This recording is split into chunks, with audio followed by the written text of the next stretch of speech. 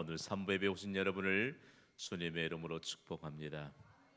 명절보다 크신 하나님께 예배하는 자가 복을 받습니다. 오늘은 서로에게 축복함으로 말씀의 문을 열겠습니다. 행복 가득한 모습으로 가장 가까이 있는 분에게 이렇게 인사해요. 우리 영어로 인사해요.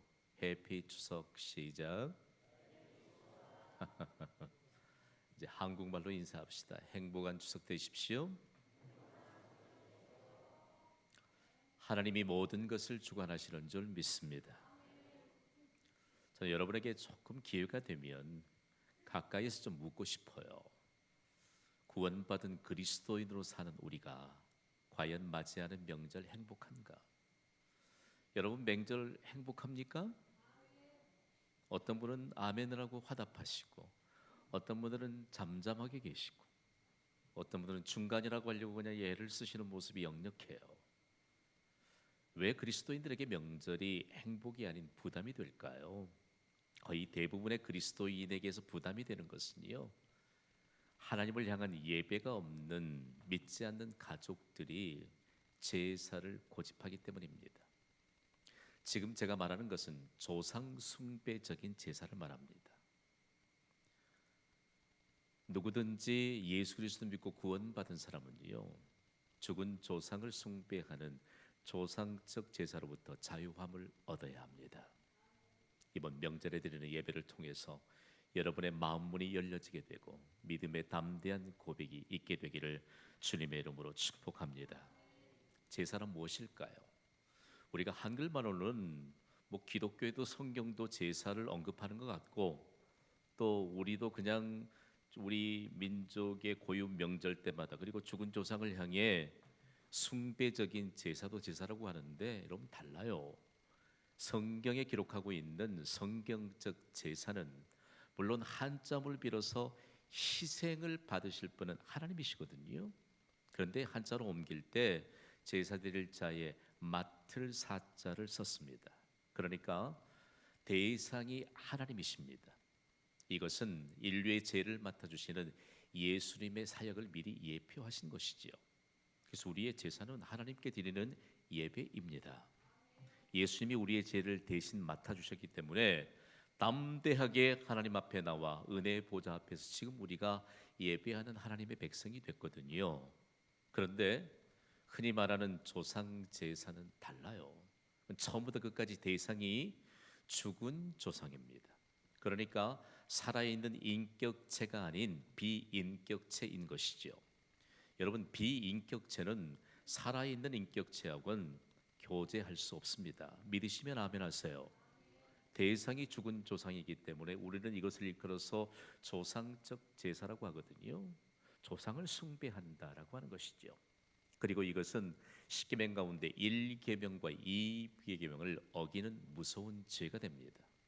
그러면 왜 하나님을 향한 예배가 없는 자들을 구교라고 일컫는 가톨릭에서조차 죽은 조상인 비인격체를 향해 무엇인가를 행하는 제사를 향해 미풍양속이라고도 하고 효도라고도 해요. 그건 잘못된 것이죠. 그러면 조상에게 제사도 지내지 않는 기독교는 불효자들만 모여 있는가? 아니에요. 기독교는 애써 표현하자면 효도의 종교입니다. 살아계신 부모님을 공경하는 것과 그리고 하나님을 향해 예배하는 것과 동일하게 하나님을 섬기듯 부모님을 섬기라고 가르칩니다. 여러분, 효도는요, 부모님이 살아계실 때만 할 수 있는 것입니다. 부모님이 살아계실 때 효도 많이 하시기 바랍니다. 이번 명절에도 부모님이 살아계시거든 찾아뵙고 효도하는 기회로 삼아야 돼요. 그러나 왜 죽은 조상에게 제사를 지내고 절을 하고 숭배하면 안 될까요? 사람은 누구든지 생명을 하나님께서 가져가시면 절대적인 하나님의 영향권 안으로 들어갑니다. 죽은 사람을 위해서 아무것도 할 수가 없는 것이지요. 그래서 하나님은 죽은 사람을 위해 아무것도 할 수 없는 것이요, 그리고 죽은 사람을 위해 무엇인가를 하는 행위조차 이것이 바로 죄가 된다고 말씀합니다. 아무것도 할 수 없어요.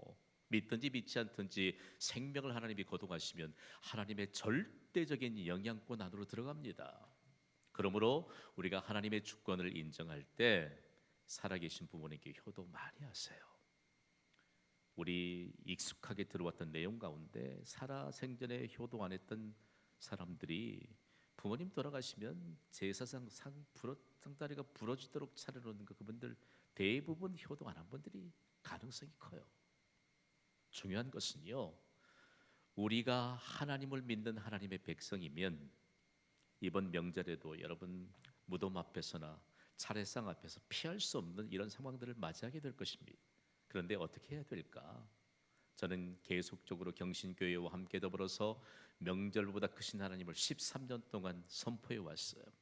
그리고 담대한 믿음의 고백이면 능히 믿지 않는 가족들마저도 하나님의 백성이 되게 하는 놀라운 구원의 출구가 된다는 사실들 우리 경험하고 있잖아요. 믿지 않는 가족들 때문에 하는 수 없이 죽은 조상을 숭배해야 될 자리에 서게 된다면 이번에는 담대한 믿음의 고백을 가지시기 바랍니다. 간단해요.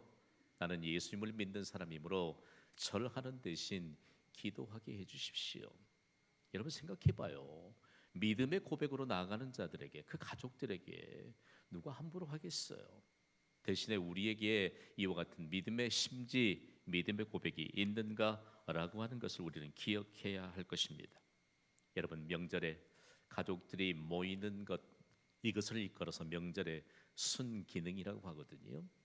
그런데 지금은 명절의 순기능이 많이 역기능에 눌려버리는 이런 시대를 우리가 살아가고 있습니다. 명절의 순기능은요, 흩어져 있던 가족이 함께 모이는 기회입니다. 그러니까 설레이지요.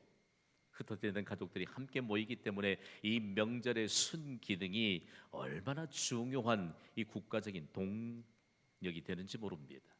그럼에도 불구하고 제사장 앞에 있을 때 제사상 앞에서 서로 다투는 모습 여러분 보잖아요. 우리의 현실이에요. 그러나 예수 그리스도를 믿는 구원받은 한 믿음의 가족 한 삶으로 말미암아 가정의 제사상으로 인해서 불화가 생겨났던 가정이 그 제사상을 예배상으로 바꾸는 역사가 기독교의 역사 가운데 지금까지 뚜렷합니다. 광주광역시에는요, 경신교회를 통해서 제사상을 예배상으로 바꾸는 가정들이 계속해서 많아지고 있습니다. 예배상 앞에서는 모두 다 함께 하나 되고, 왜 그럴까요? 이유는 한 가지지요. 하나님을 섬기는 예배자들이기 때문에 서로를, 가족을 섬기는 이와 같은 일치된 믿음으로 말미암아 진정한 행복을 누리는 명절을 맞이할 수 있는 것입니다. 오늘 3부 예배자 여러분, 오늘의 1부 예배부터 2부 예배 이르기까지 많은 성도들이 정말 이번 명절에 믿음으로 그리고 예배로 승리하는 모습들을 보아서 얼마나 감사한지 몰라요. 오늘 3부 예배도 승리의 깃발을 높이 들게 하시는 주님의 은혜가 임하게 될 줄 믿습니다. 중요한 것은 오늘 우리가 명절을 맞이하고 또 다른 가족들이 모이는 기회를 맞이하고 우리가 믿지 않는 자들과 함께 더불어 사는 이 세상 가운데 승리할 수 있는, 그리고 성공할 수 있는, 그리고 행복을 누릴 수 있는 도대체 비밀이 무엇이냐? 그것은 하나님 나라의 원리인 섬김입니다. 좀 더 확대시키면요, 섬김이 성공의 비밀이요, 그리고 놀라운 하나님의 역사에 관한 내용들을 나누고 누릴 수 있는 축복의 비밀이라는 말씀입니다. 그래서 예수님 오늘 본문을 통해서 섬김에 대한 비밀을 가르쳐 주십니다. 우리 익숙해진 단어가 여러 개 있는데 구원받은 그리스도인들에게는 섬김이라고 하는 단어가 매우 익숙해져 있습니다. 그렇죠? 투가하면 섬긴다고 그러고, 투가하면 섬기자고 그러고, 그리고 섬김이 하나님의 원리, 축복의 원리라고 하는데 섬김은 도대체 무엇일까요? 여러분, 강력한 하나님의 말씀이 임하여서 해가 지지 않는 나라로 불렸던 대영 제국엔 복음적인 바탕을 토대로 만들어진 속담이 있습니다. 하루 동안 행복하려면 이발을 하라. 일주일 동안 행복하려면 여행을 하라. 한 달 동안 행복하려면 집을 사라. 1년 동안 행복하려면 결혼을 하라. 일평생 동안 행복하려면 이웃을 섬기라라고 합니다. 여러분, 하루, 일주일, 한 달, 1년, 일평생 동안 행복을 누리시기를 주님의 이름으로 축복합니다.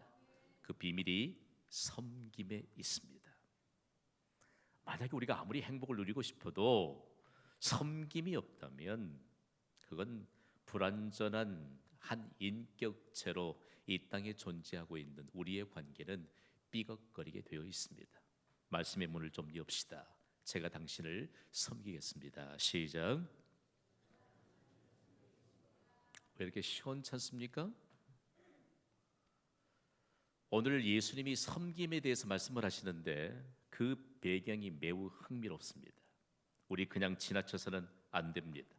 섬김에 대해서 알지 못하면 어떤 일들이 벌어지는가를 명확하게 보여주고 있거든요. 오늘 본문에 보면 섬김에 대해서 알지 못하는 한 여인이 등장해요. 이 여인이 일으킨 치맛바람의 영향력을 여러분 한번 보시겠습니까? 오늘 보면 마태복음 20장 20절과 21절 말씀입니다. 우리 함께 읽습니다. 시작. 그때에 세베대의 아들의 어머니가 그 아들들을 데리고 예수께 와서 절하며 무엇을 구하니 나의 두 아들을 주의 나라에서 하나는 주의 우편에 하나는 주의 좌편에 앉게 명하소서. 아멘. 생각해 봐요. 예수님이 제자들을 훈련시키셨던 그 현장에 섬김의 본을 보이셨던 예수님의 가르침의 현장에 불쑥 제자들의 어머니가 등장합니다. 이 어머니를 매우 어렵게 기록해 놓았어요. 그때의 세베대의 아들의 어머니가 누구의 아내라는 얘기지요? 세베대의 아들이 아내예요.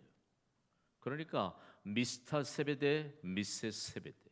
여기에 등장하는 인물은 미세스 세베대예요. 그가 두 아들을 예수님께 부탁합니다. 다른 복음서의 동일한 상황에서는 이 두 아들이 야고보와 요한이라고 기록하고 있습니다. 명확하지요. 그런데 왜 하나는 주의 우편에 하나는 주의 좌편에 앉게 해달까? 예수님은 만왕의 왕이십니다. 예수님의 형적을 보았던 이 여인이 예수님 곁에만 있으면 세상의 모든 권력, 명예 그리고 마음껏 누릴 수 있는 영향력을 갖게 될 것을 알았기 때문에 그렇게 말해요. 그런데 이 여인이 매우 정치적인 일에 익숙해 있었던 여인입니다. 고대 왕궁에서는요, 왕의 우편에 앉고 그리고 왕의 좌편에 앉은 이 두 사람의 권력이 왕의 버금가는 권력의 소유자였습니다. 우리나라도 그런 게 있었나요? 그런 게 있었나 했더니 좌의정, 우의정 그 위에 영의정이 있었더라고요. 좀 다르긴 해도 다를 바가 없어요. 이런 상황에서 이 여인이 무엇을 오해하고 있었을까? 여러분, 하나님 나라를 오해하고 있었던 것이지요. 그리고 하나님 나라를 오해하니까 세상 나라의 원리를 가지고 하나님 나라에 지금 접근하고 있다는 말씀입니다. 그러면서 하나님의 질서를 깨뜨리고 있는 이 여인의 모습을 통해서 우리에게 가르쳐 주시는 교훈이 있다는 말씀입니다. 왜 이 여인은 자신들의 두 아들들을 이처럼 섬김에 관한 요소를 모두 배제하고 이처럼 예수님께 나아가 강력하게 명령해 달라고 요청했을까라고 하는 것입니다. 이 여인을 잠깐 접어둡시다. 여인의 치맛바람, 우리 한국 요즘 교육계에 강한 태풍이 불고 있습니다. 여성 여러분, 아이들을 자녀들을 여러분의 치마폭 안에 가두어 두셔서는 안 됩니다. 여러분, 아이들이 공부할 때도 공부의 개념이 형성돼야 공부할 수 있잖아요. 우리나라에서는 엄마가 영향력으로 막 부추기면 모르겠어요. 중학교 때까지 공부를 열심히 좀 할 수 있을지는 몰라도 공부의 개념이 형성이 안 되니 무슨 공부가 되겠어요. 그러면서 요즘 들어서 교육계에 강한 태풍이 불고 있는 이 상황 가운데 그 어머니의 잘못된 것, 기독교만 섬김이 필요한 게 아니고 이 땅엔 진정으로 섬김이 필요하다는 것을 한 여인을 통해서 보여주시고 우리의 일생을 통해 우리의 삶의 현장에서 우리의 섬김이 예수님의 말씀을 그대로 세상에 옮겨놓는 중요한 일이 된다는 사실들을 기억해야 됩니다. 그런데 야고보와 요한의 어머니만 문제일까? 그런데 그렇지 않아요. 오늘 현장에 있었던 12명의 제자 가운데 10명의 제자들의 모습을 보면 알 수 있습니다. 오늘 보면 4절 말씀을 우리 함께 읽습니다. 시작. 열 제자가 듣고 그 두 형제에 대하여 분이 여기거늘. 성경은 단어 자체가 고급 언어를 선택하고 있습니다. 근데 우리가 본문의 의미를 잘 파악하고 읽어야 돼요. 여러분, 분내는 사람의 표정을 한번 보셨습니까? 우리가 그 사람들을 읽어서 물불 가리지 않는다고 말합니다. 10명의 제자들과 12명의 제자들 가운데 2명은 이미 어머니의 치마폭 안에 쌓여 있고 10명의 제자들이 그렇지 않는 이런 상황 가운데서 분이 여겼다. 똑같다는 얘기입니다. 여러분, 섬김이 없으면요, 오늘 우리에게 주시는 삶의 영역에서 어떤 일이 일어나는가에 대한 것을 분명하게 보여줍니다. 어떻게 10명의 제자들이 일제히 분노를 일으켰을까? 이 상황에 대해서 아주 재미나게 풍자에서 해석한 한 사람이 있습니다. 들어보실래요? 2마리의 개미가요. 개미 아시죠? 개미. 거대한 코끼리가 죽어서 벌렁 시체가 돼서 누워 있습니다. 그 거대한 코끼리 앞에서 2마리의 개미가 서로 싸우고 있더래요. 그래서 물었대요. 왜 너희들 싸우느냐? 그랬더니 서로 자기 혼자 거대한 코끼리를 다 먹겠다고 지금 싸우고 있는 중이에요. 여러분, 우리가 더불어 사는 세상을 오해하면 우리는 일평생 동안 전투하는 인생을 살아갈 수밖에 없습니다. 이것이 나온 것이 뭐지요? 시기입니다. 그리고 경쟁입니다. 여러분, 중요한 것은요, 왜 이 땅에 십자가의 복음이 필요한가? 우리 모두에게 섬김 하나면 온 세상을 행복하게 하고 으뜸이 되게 하시는 하나님의 영광스러운 무대에 설 수 있기 때문입니다. 오늘 이 현장을 바라보면서 예수님의 제자들에게 강력한 메시지를 주세요. 너희가 지금까지 하나님이신 예수님 앞에서, 그리고 세상 나라를 다스리고 세상 나라의 가장 큰 하나님의 역사를 증거해야 될 하나님의 나라를 소유했음에도 불구하고 너희가 여전히 사람 앞에서 큰 자가 되려고 하는구나. 너희는 하나님 앞에 큰 사람이 되어야 한다라고 말씀하고 있습니다. 어떻게 하면 하나님 앞에서 큰 사람으로 살 수 있을까요? 오늘 본문 26절에 예수님이 이렇게 말씀하세요. 함께 읽습니다. 시작. 너희 중에는 그렇지 않아야 하나니 너희 중에 누구든지 크고자 하는 자는 너희를 섬기는 자가 되고. 아멘. 왜 그럴까요? 사람은 누구든지 섬김을 통해서 섬김을 받기 때문입니다. 섬김의 결과는 행복입니다.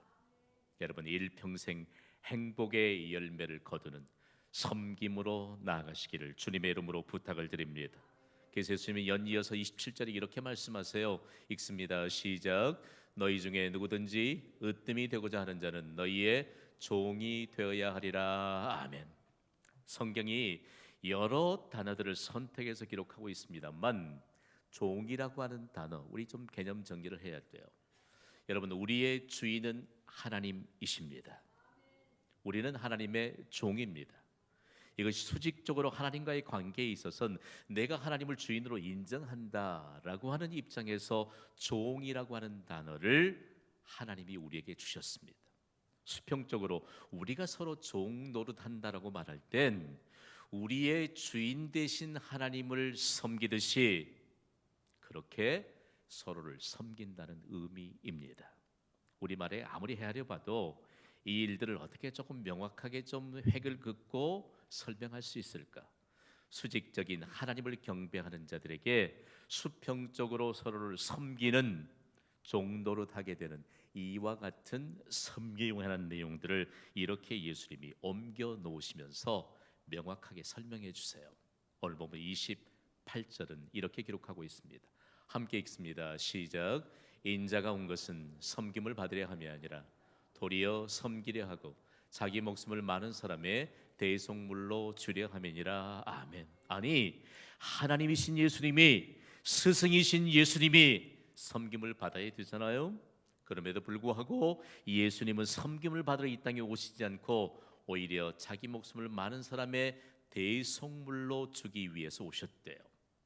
여기에 대속이라고 하는 단어, 대속물이라고 하는 것을 여러분 우리가 이해해야 합니다. 여기에 대속이라고 하는 구약적인 개념은요, 노예나 죄인들이 값에 팔려 나가잖아요. 죄인들은 죄값을 치러야 되고 노예는 몸값을 치러야만 자유함을 얻을 수 있습니다. 그런데 누군가 죄인이나 노예를 향해 몸값을 대신 지불해 주면 그들은 해방을 받아 자유인이 됩니다. 이것이 바로 구약의 대속의 개념입니다. 신약의 대속의 개념은 어떤 것일까요? 예수님이 십자가에서 대속물이 되셨습니다. 우리의 죄값으로 지불되시기 위해서 십자가에서 희생적인 죽음을 담당하셨습니다. 그 대가로 우리의 죄 용서함을 받고 우리가 하나님의 자녀가 되어 구원받은 그리스도인으로 영광스럽게 살아가고 있습니다. 그래서 예수님은 죄를 가진 인간과 하나님과의 바른 관계를 이어주시기 위해 십자가에서 대속물이 되셨습니다. 그 결과로 우리가 십자가의 은혜를 입게 되었잖아요. 그러면서 십자가에서 예수님의 그 행적들을 십자가 기록하면서 예수님은 십자가에서 죄를 가진 인간의 대속물이 되셨는데 남김없이 주셨다. 마지막 피 한 방울, 물 한 방울까지 예수님은 십자가에서 우리의 죄값으로 지불되셨음을 믿습니다. 섬김은 예수님이 이 말씀하실 때 제자들이 알게 된 것이죠. 한번 따라합시다. 섬김은 주는 것이다. 그런데 모든 것을 다 주는 것입니다. 그래서 십자가의 예수님의 희생은 섬김에 대한 메시지인 것이죠. 제가 십자가에서 우리의 대속물이 되신 희생적인 죽음을 감당하시고 우리를 구원하신 예수님으로부터 섬김을 이렇게 해석하고자 합니다. 섬김이라는 것은요, 남김없이 하나님의 이름으로 주는 것입니다. 섬김은 하나님의 영광을 위해 내게 있는 모든 것을 사용하는 것입니다. 섬김은 우리의 삶의 현장이 곧 섬김의 현장인 것을 삶으로 드러내는 것입니다. 예수님이 우리에게 남김없이 하나님의 이름으로 모든 것을 다 주셨습니다. 그런데 우리의 삶의 현장이 섬김의 현장이 되고 있는가라고 하는 사실들을 우리에게 가르쳐 줍니다. 그러면서 명절을 앞두고 있는 우리에게 강력한 음성을 들려주십니다. 다 함께 선포하겠습니다. 우리는 함께 섬기도록 부름받았다. 동의가 되시면 아멘 하세요. 우리가 함께 섬기도록. 그러면서 더 강력한 메시지는 함께 섬기라는 것입니다. 요즘은 글로벌 언어가 된 영어가 우리에게 일상화로 많이 굳어진 것, 우리는 이전에 그것을 외래어라고 했습니다만 지금은 우리가 함께 혼용해 쓸 수밖에 없어요. serving이라고 하는 단어 여러분이 흔히 사용하잖아요. 우리가 함께 섬겨야 한다. serving together. 한 사람도 빠짐이 없이 우리가 함께 섬기는 자로 살아야 되는데 이것이 바로 우리에게 하나님이 보장하신 축복의 비밀이라는 말씀입니다.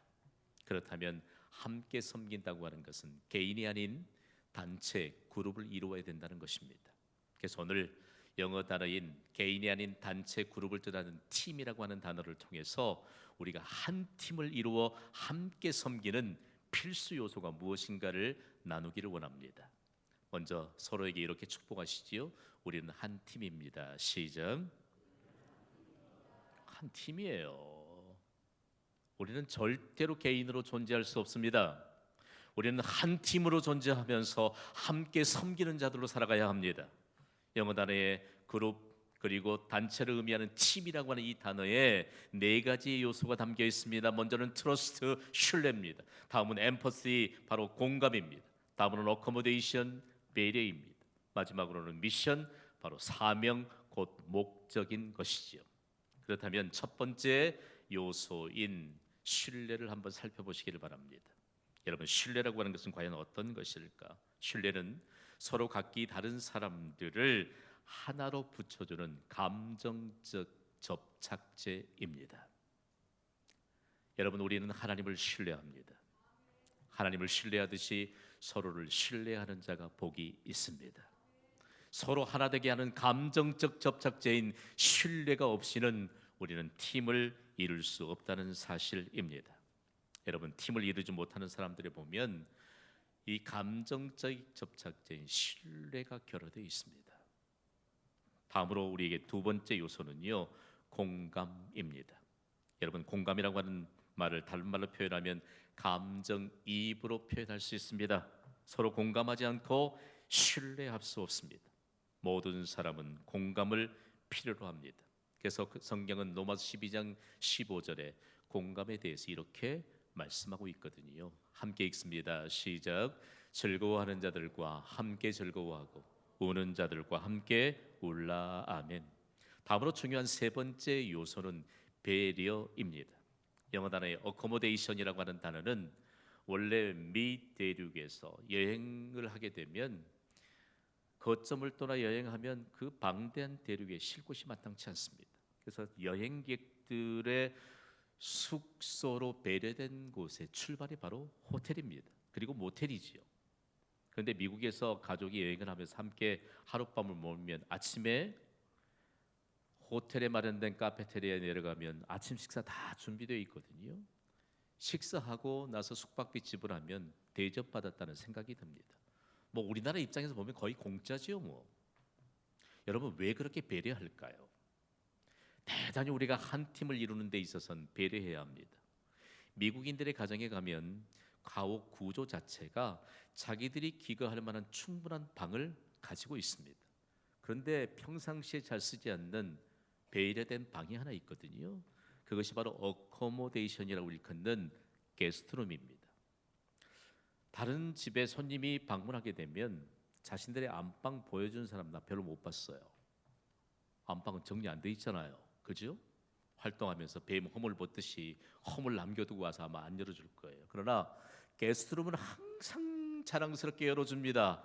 왜냐하면 독립된 욕실이 갖춰져 있고 고급 침대가 갖춰져 있고 모든 여행자들 방문객들을 편하게 모실 수 있는 배려된 방은 항상 정돈이 되어 있습니다.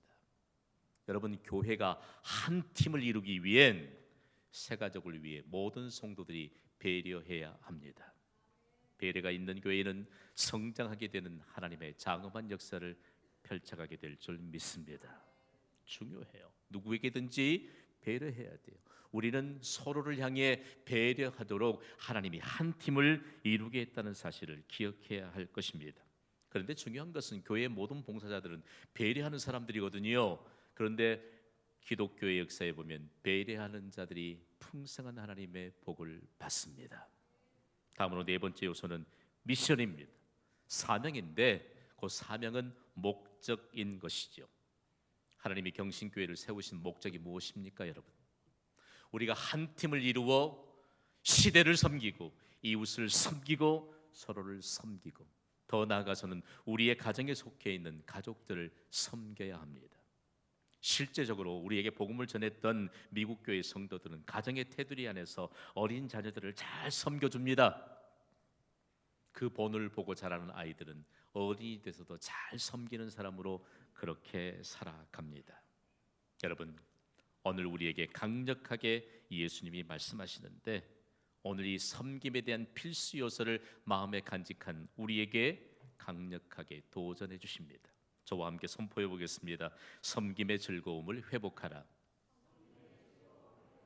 제가 미국 교회사를 전공하고 그리고 미국 교회사를 연구하는 가운데 미국이 어떻게 미국 교회로부터 이렇게 복을 받았을까? 섬김 때문입니다. 저는 앤드류 카네기, 강철 왕으로 불리잖아요. 지독하게 가난했던 그 사람이 어떻게 그렇게 거부가 되었을까? 도무지 이유를 알 수가 없을진데 중요한 것은요, 그의 섬김에 있다는 것을 그의 묘비에 새겨진 문구를 통해서 알게 되었습니다. 그의 묘비에는 이런 문구가 새겨져 있습니다. 함께 읽어보시죠. 시작. 여기 자기보다 나은 사람들을 잘 섬길 줄 아는 사람이 잠들었다. 섬김 하나가 가난한 자를 부유하게 했습니다. 섬김 하나가 세상을 복받게 하는 아름다운 근거가 되었습니다. 미국의 여러 곳을 탐방해 보면 앤드류 카네기가 기증했던 오르간 그리고 피아노들이 여러 곳에 비치가 되어 있습니다. 하나님의 영광을 연주하는 도구로 쓰임 받는 것이죠. 그가 선교지에 후원했던 성경책은요, 수많은 영혼들이 구원받게 되는 생명의 양식이 됐습니다. 다른 거 몰라도 뉴욕에 세워진 카네기홀 여러분 아시지요? 그가 세운 카네기홀은 하나님의 권위가 주님 오실 때까지 계속되고 있는 것입니다. 그곳에 연주하기 위해선 엄격한 심사를 거쳐야 합니다. 그리고 준비되어야 합니다. 그러나 가장 중요한 것, 그곳에서 연주하는 연주보다도 가장 중요한 것은 그 카네기홀에 하나님의 권위가 지금도 흐르게 하는 것은 미국을 이끌어가는 유수한 인물들이 카네기홀에서 함께 팀을 이루어 예배하고 있다는 사실입니다. 그 예배 세랑을 TV 채널에 방영하거든요. 장엄해요. 여러분이 TV에서 본 그런 영향력 있는 인물들이 그곳에서 손을 들어 하나님을 찬양하고 한 팀을 이루어 시대와 복음과 그리고 이웃을 섬기려고 하는 그런 아름다운 믿음에 관한 열정과 함께 고백되어 가고 있는 그 현장. 여러분, 오늘 현 시대를 살아가는 우리에게 무엇이 문제일까요? 무엇이 삶의 중심이 되어야 하고 그리고 삶의 비밀을 안겨줄 수 있을까요? 섬김인 줄 믿습니다. 오해하지 마세요. 우리는 한 팀입니다. 함께 우리가 가져야 될 필수적인 요소로 함께 섬기도록 하나님이 우리를 불러주셨습니다. 이제 한 팀이 되어 주님의 행복한 공동체인 경신교회를 견고히 세워 나갑시다. 우리가 한 팀을 이루어 섬기는 경신교회 기적의 물결이 출렁이게 될 줄 믿습니다. 여러분의 가정에서도 그리고 여러분이 속해 있는 어느 곳에서도 한 팀을 이루어 섬길 수 있다면 그곳이 바로 기적이 상식이 되는 하나님의 역사의 현장이 될 줄 믿습니다. 이번 명절 기간에도 저는 새벽부터 이곳에서 엎드려서 여러분을 위해 기도로 섬기겠습니다. 더 나아가 광주 광역 시민들을 기도로 섬길 것입니다. 더 나아가 민족 대이동 중에 있는 이 나라에 속해 있는 민족을 위해 기도로 섬길 것입니다. 여러분이 오늘 말씀을 받고 어느 곳을 향하든지 우리가 한 팀을 이루어 섬기는 자가 된 것을 잊지 않고 기억한다면 행복한 추석 명절로 단장이 될 것을 믿습니다. 더 나아가 세상을 행복하게 하는 일평생 동안 섬김의 열매로 섬김의 증거자가 될 줄 믿습니다. 영화로운 인생을 그리고 영화로운 세상을 섬김으로 이루는 증거자들이 되시기를 주님의 이름으로 축원합니다.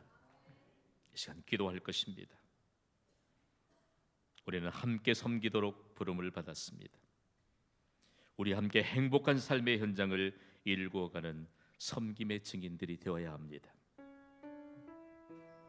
오늘 이 믿음의 고백하라면 일평생 동안 행복의 열매를 거두는 섬김의 증거자들이 될 수 있을 것입니다. 먼저 이렇게 기도하십시오. 명절 때 여러분의 가족을 섬기십시오. 여러분이 만나는 모든 자들을 복음으로 섬기시기 바랍니다. 오늘 이 자리에 혹여 믿지 않는 가족들로 인하여 조상적 숭배인 제사에 부담감이 있다면 하나님 내게 믿음의 고백을 주시고 담대한 믿음의 고백이 우리 가족들마저도 축복의 무대로 이끌어올 수 있는 축복의 도구가 되게 하여 주시옵소서. 기도하면서 우리의 모든 부담을 제거해 주시는 하나님의 은혜를 경험하시기 바랍니다.